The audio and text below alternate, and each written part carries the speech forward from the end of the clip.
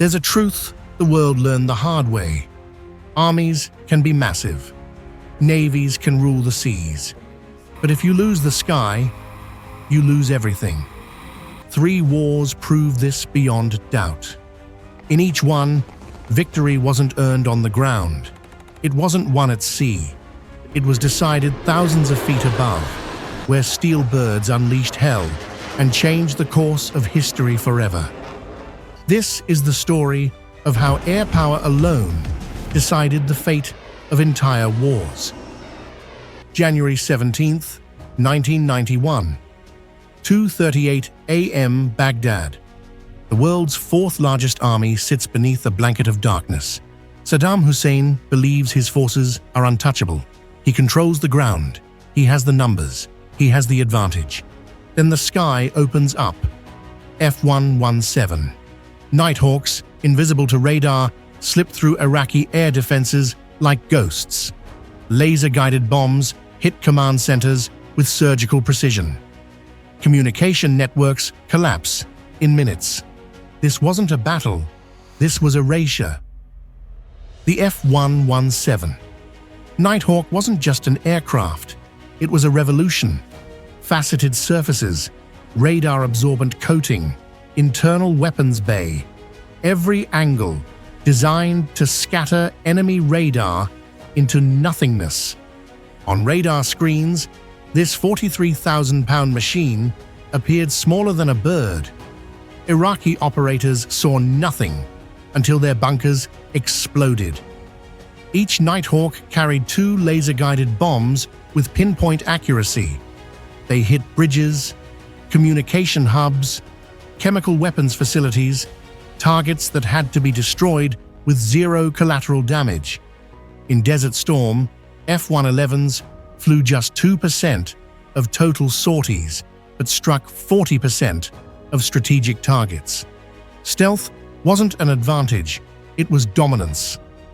Within hours, coalition forces achieved total air superiority. F-15 Eagles hunted down Iraqi MiGs with ruthless efficiency. Air-to-air missiles streaked across the sky. 36 confirmed kills. Not a single F-15 lost to enemy aircraft. Then came the A-10 Warthog, a flying tank killer built around a 7-barrel rotary cannon. The GAU-8 Avenger fires 30mm depleted uranium rounds at 65 rounds per second. Iraqi armor didn't stand a chance. Tanks, armored personnel carriers, artillery, shredded. B-52 Stratofortresses, Vietnam-era bombers, still in service, unleashed carpet bombing runs that obliterated entire divisions. The ground shook. The desert turned to rubble. The ground war? It lasted 100 hours, but it was already over before a single tank crossed the border. Coalition air forces flew over 100,000 sorties. Iraq's military couldn't move, couldn't communicate, couldn't fight back. The lesson was crystal clear. Control the air and you control the war. Summer 1940. Western Europe has fallen.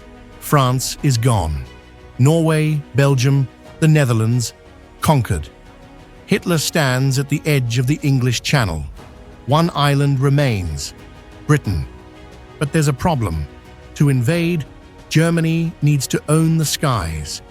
Without air superiority, Operation Sea Lion, the invasion of Britain, cannot happen.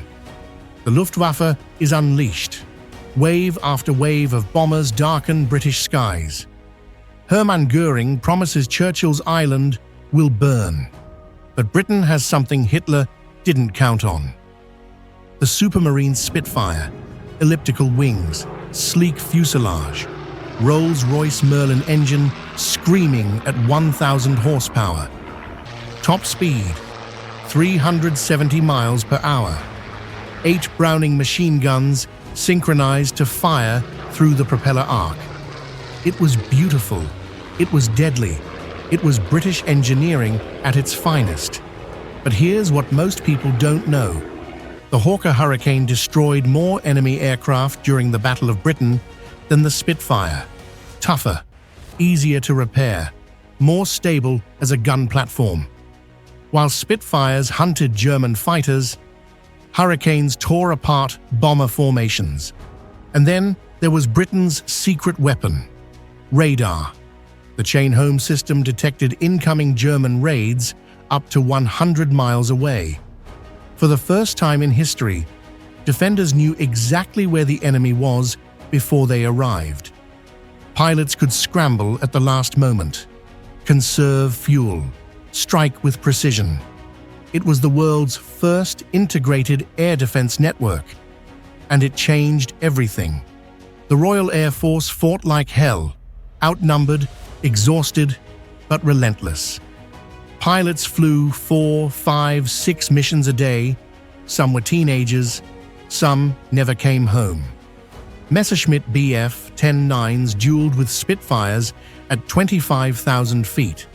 Hurricanes ripped through Heinkel bomber formations. The sky over England became a graveyard of aluminum and fire. The Luftwaffe lost 1,700 aircraft. Britain lost 900. But the numbers don't tell the full story. September 15th, 1940. Hitler postpones Operation Sea Lion indefinitely. Why? Because he lost the sky. And without the sky, invasion was suicide. Winston Churchill said it best.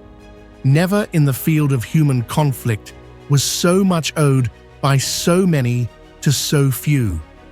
Britain survived because of air power, not armies, not navies, pilots.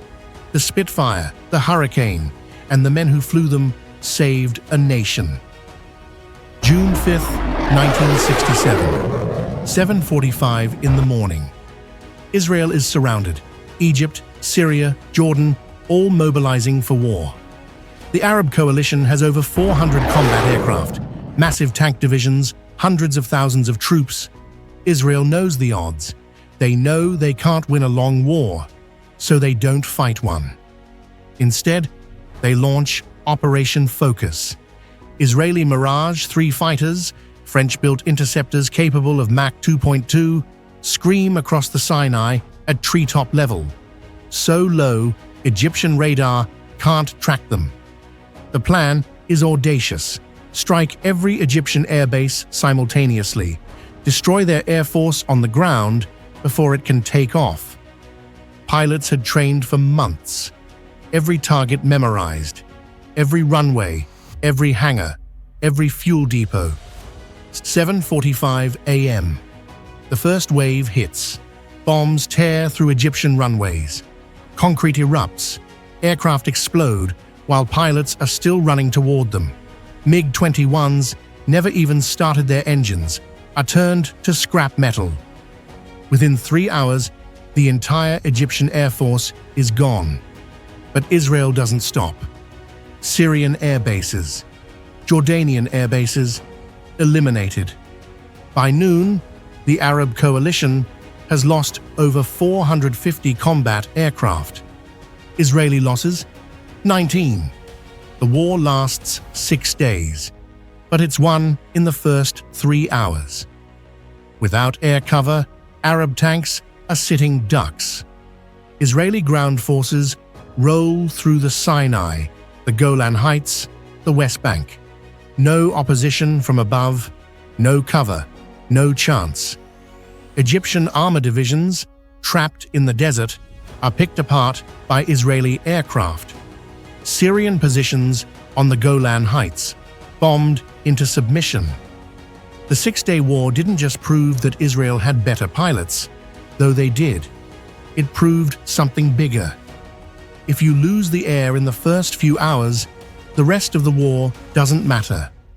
Modern warfare is decided at altitude, before tanks roll, before infantry engages, before navies blockade. The sky decides everything. 3 wars, 3 different eras, 3 technological revolutions. In 1991, stealth technology made the F-117 invisible. Precision-guided munitions meant one bomb, One target, no waste, no escape. In 1940, radar gave Britain eyes in the sky. The Spitfire and Hurricane gave them teeth. Engineering and courage saved a nation. In 1967, speed and surprise obliterated an enemy before they could respond. The Mirage III proved that he who strikes first from above wins. Today, the evolution continues. Fifth-generation fighters like the F-35 and F-22 combine stealth, sensors, and networking. They see everything. They strike unseen. Unmanned combat drones patrol conflict zones. Autonomous, tireless, deadly. The future of warfare isn't on the ground. It's not at sea. It's 30,000 feet up, where nations live or die based on who controls the air. Because here's the truth that never changes. Armies march, navies blockade, but air power strikes first, strikes hardest, and decides everything. Without air superiority, nothing else matters. The sky doesn't just give you an advantage, it gives you victory. This is Aviation Tech, where we break down the machines and moments that changed warfare forever. Hit subscribe, because the stories of the sky are far from over.